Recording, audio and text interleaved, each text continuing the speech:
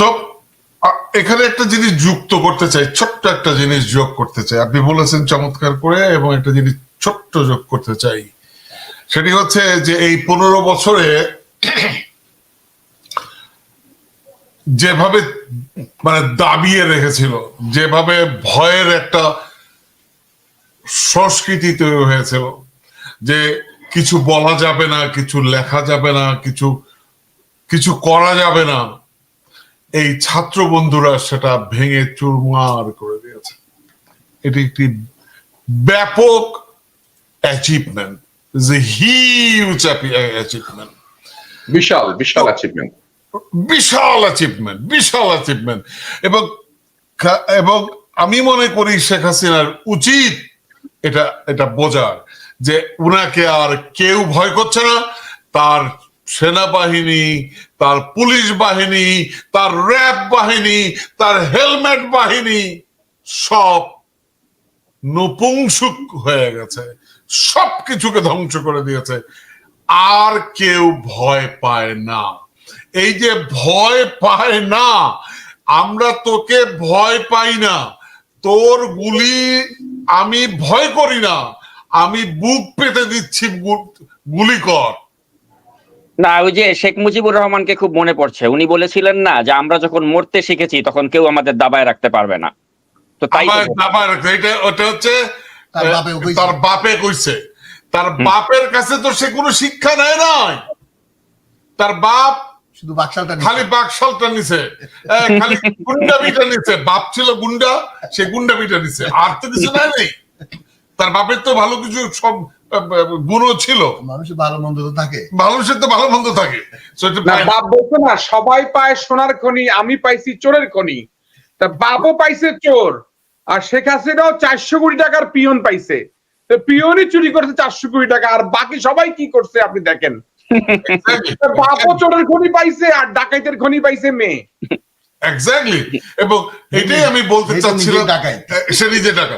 আমি সাকিব এই একটি কথা আমি যোগ করতে চাচ্ছিলাম যে এই সাহস, অর্থাৎ ভয়ের সবকিছু ভেঙে চুরমার চুরমার চুরমার হয়ে গেছে। সুতরাং হাসিনা, তুমি ভয় দেখাবা না, তোমাকে আর কেউ ভয় পায় না। সুতরাং যত দ্রুত তুমি আত্মসমর্পণ করো, অথবা তোমাকে পাকড়াও করা হবে। সাকিব যেভাবে বলল, একে পাকড়াও করা ছাড়া আর কোনো রাস্তা নাই। এবং এটা বার্তা থাকতে হবে যে সেফ এক্সিট তাকে দেয়া যাবে না। ওটা বিমানবন্দর প্রয়োজনে হলে লক্ষ কোটি মানুষ যাবে, লক্ষ লক্ষ মানুষ যাবে, গোটা বিমানবন্দর পুরে ছারকার করে দেওয়া হবে। হাসিনা বাংলাদেশ থেকে পালাতে যেন না পারে, কোন অবস্থাতেই পালাতে পারবে না। এই 1-150 মানুষকে হত্যা করে সে পালিয়ে যাবে, এটা হবে না, হবে না, হবে না। নাম্বার 1 সাকিব, আপনাকে ধন্যবাদ। এবং শেষে আপনি আরেকটি কথা বলেছেন যে আমাদের, আমি গত 3 দিন যাবত একটি কথাই বলছি যে পুলিশ, র্যাব, সেনাবাহিনী, whatever it is, enough is enough. আপনারা জনগণের বিপক্ষে দাঁড়িয়েছেন, আপনারা জনগণের মানে শেখ হাসিনার পক্ষে দাঁড়িয়েছেন। যত দ্রুত পক্ষ ত্যাগ করবেন, তত দ্রুত আপনি এবং আপনার পরিবারের সদস্যরা নিরাপদ থাকবে। যত দ্রুত পক্ষ ত্যাগ করবেন।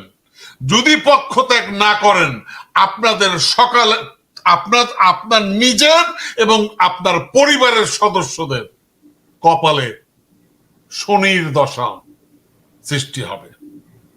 এটি হচ্ছে নিয়তির খেলা। সুতরাং এখান থেকে আপনারা পালাতে পারবেন না। আমরা জানি, একজন আজকে আমাকে বলতেছিলেন যে শেখ হাসিনা পালাইতে চাইলেও, ক্ষমতা ছেড়ে দিতে চাইলেও, এই পুলিশ, র্যাব এবং সেনাবাহিনীর লোকজন যারা লুটপাট করেছে, দেশকে চিবিয়ে খেয়েছে, এবং তার যে মাফিয়া ব্যবসায়ীরা, তাকে কোনো অবস্থাতেই ক্ষমতা ছাড়তে দেবে না। আমরা জানি এটা। কিন্তু পরবর্তীতে পরিণতি কি হবে, ভয়াবহ হবে, এটা ওরা বুঝতে পারবে কিছুদিনের মধ্যেই। জানাবে আপনাকে অশেষ ধন্যবাদ। অনেক গুরুত্বপূর্ণ এবং এনকারেজিং ডিসকাশন আমার তিন বন্ধু করলেন, নয়ন ভাই, তারপরে আমাদের সাকিব ভাই, এবং পরবর্তীতে আমাদের এই জাদ্রেল বক্তা আরো উত্তেজিত করে দিলেন। আমি আপনাদেরকে অত্যন্ত দুঃখের সাথে আমি ঘাটাঘাটি করতেছিলাম, এই যে ফারহান ফাইয়াজ 17 বছরের যে ছেলেটা residential model school and college ঢাকায় যে মারা গেল, হত্যা করলো তাকে, ডাকনাম রাতুল। রাতুল তার ডাকনাম।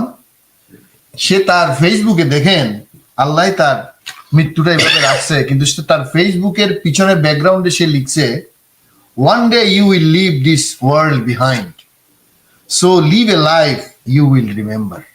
চিন্তা করতে পারেন, এই 17 বছরের ছেলে, সে ও লেভেল একটা ইংরেজি স্কুলে পড়ছে, ও রেসিডেন্সিয়াল মডেল কলেজে ভর্তি হয়েছে, সে তার ফেসবুকের এখানে লিখে রাখছে যে তুমি তো এই দুনিয়া ছেড়ে একদিন চলে যাবা, এই দুনিয়াকে পিছনে ফেলে চলে যাবা, এমন একটা জীবন করো যেটা আমাদের কাজী নজরুল বলছিল, হ্যাঁ, মরার সময় তুমি হাসবা আর মানুষ কাঁদবে, হ্যাঁ, মানুষ কাঁদবে, এমন জীবন তুমি করিবে গঠন, মরিবে হাসিবে তুমি আর মানুষ কাঁদিবে। আমি কবিতাটা এই মুহূর্তে মনে পড়তেছে না। So leave a life you will remember. চিন্তা করেন, এই যে আমার ছোট ছেলেটার বয়স 17 বছর, 16 বছর শেষে 17 বছর, আমার ছোট সন্তানটার বয়স, আমার চোখের পানি ধরে রাখতে পারি নাই যে এটা তো আমার ছেলে।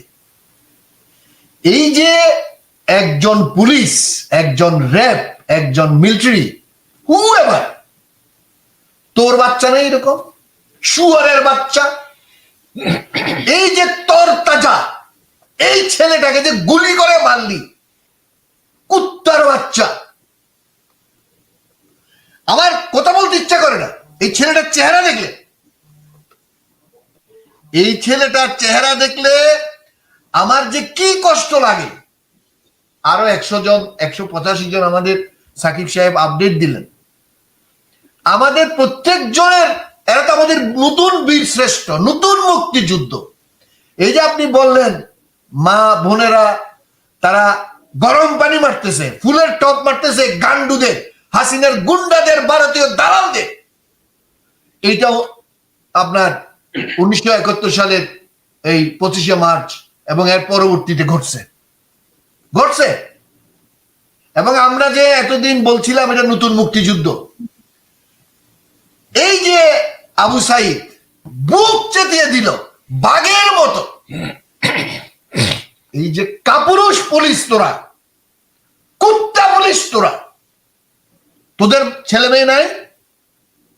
আচ্ছা জনাল ভাই, একটা প্রশ্ন আছে আপনার কাছে। আমার প্রশ্নটা হচ্ছে যে গতকাল রাতেই সেনাবাহিনী নামানোর কথা ছিল, কিন্তু সেনাবাহিনী বলেছে যে তারা নির্বাহী ক্ষমতা ছাড়া তারা মাঠে নামবে না।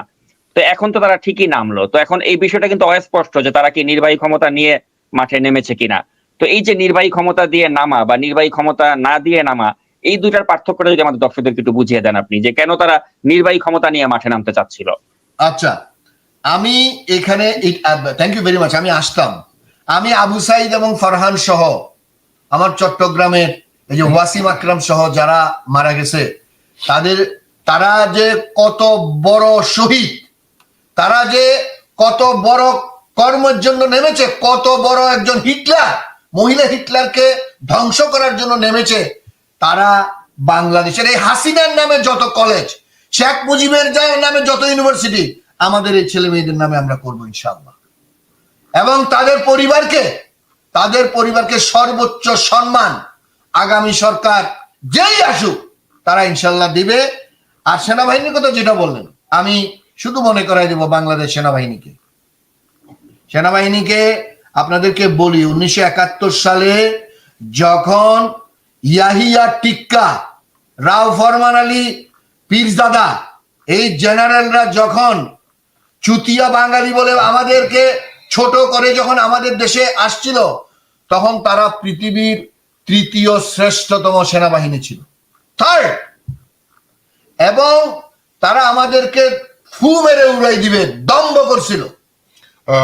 দুঃখিত সাকিব, আমি আপনার কাছ থেকে একটু সহযোগিতা চাচ্ছি, আপনার যদি সম্ভব হয় তাহলে যদি দর্শকরা বিভিন্ন মন্তব্য করছে আপনি যদি স্ক্রিনে দেখান, কারণ আমি আচ্ছা, এই যে সেনাবাহিনীর আপনি যে বললেন নির্বাহী আদেশ দিছে কি দে নাই, তাদেরকে ম্যাজিস্ট্রেসি পাওয়ার দিছে কি দে নাই, ডাজ ইট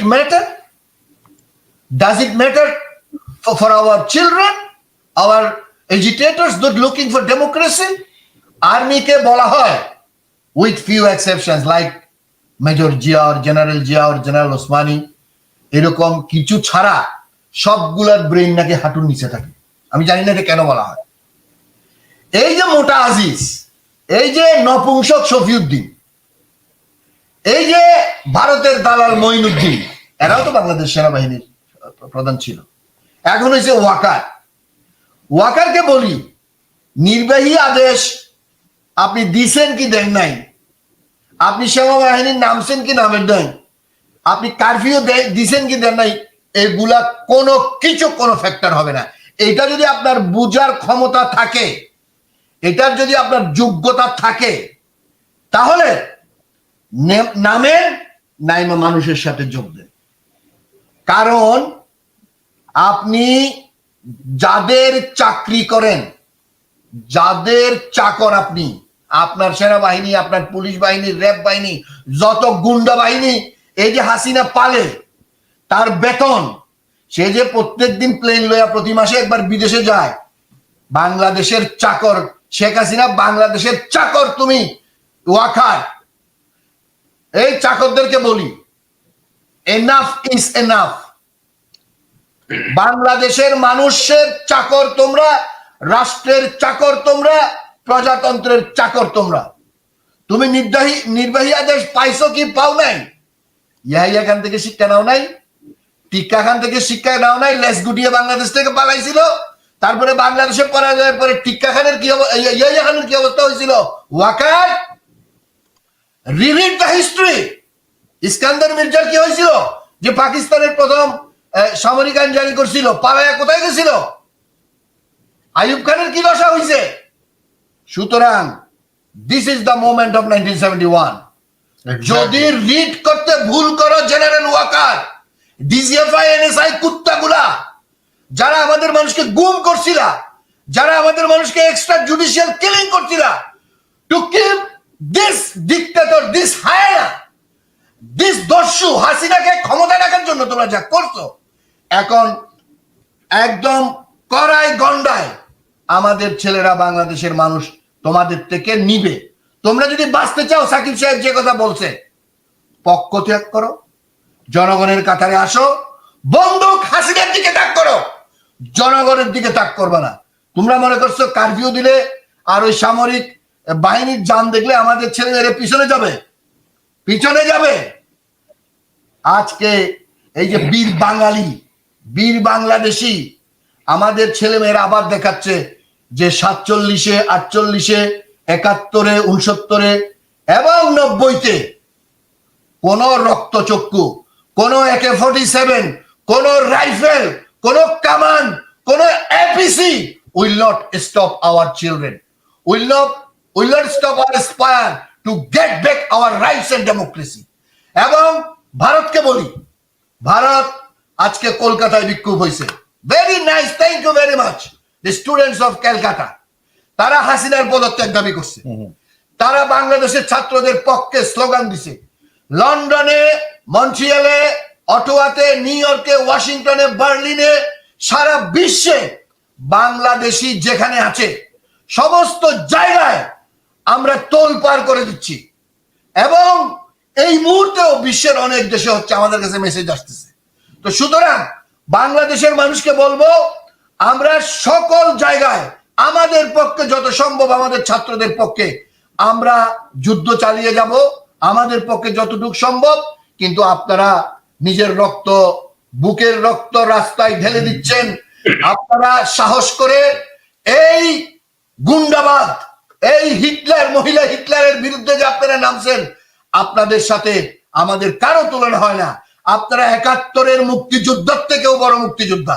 কারণ মুক্তিযুদ্ধের আগে এইরকম মানুষ খুন, আমরা আগে বলতাম ব্রিটিশ, আমরা আগে বলতাম পাকিস্তানি, এখন এই মুজিব এবং তার কন্যা এই বদমাইশ স্বাধীনতা তার বাপের জন্য, স্বাধীনতা তার জন্য, স্বাধীনতা তার পরিবারের জন্য। 100 টাকায় সে তার গণভবন লিখে দিছে। তার 14 গোষ্ঠী ছিল ফকিন্নি। গোপালগঞ্জের সবচেয়ে বড় ফকিন্নি হইলো ওই লুৎফুর রহমান আর শেখ মুজিবুর রহমান। এই ফকিন্নি এখন বাংলাদেশের প্রধানমন্ত্রী হয়েছে, তার বাবা তাদের পিতা হয়েছে। এইসব পিতা কন্যা, এই যে ফকিন্নি রাস্তার টোকাই থেকে খারাপ, টোকাই ছেড়ে তুলনা করলে খারাপ হবে, এদেরকে জুতা পিটা করে হাসিনাকে যেমন চায়না মুখে থুতু আর পাছায় লাথি দিয়ে বেজিং থেকে দৌড়াইছে, আমরা তারা মুখে থুতু আর পাছায় লাথি দেব না। আমরা তাকে ওই যে শ্রীলঙ্কার মতো রাজা পাকশেকে যা করছে, ওই যে সে ওখানে সুইমিং পুল বানাইছে না, তারে ওখানে ধইরা গণভবনের দিকে সবাই যান। কিসের বিমানবন্দর? সাকিব সাহেব, আমার মনে হয় না আমাদের ছেলেরা তার এই এয়ারপোর্ট পর্যন্ত যাইতে দিবে।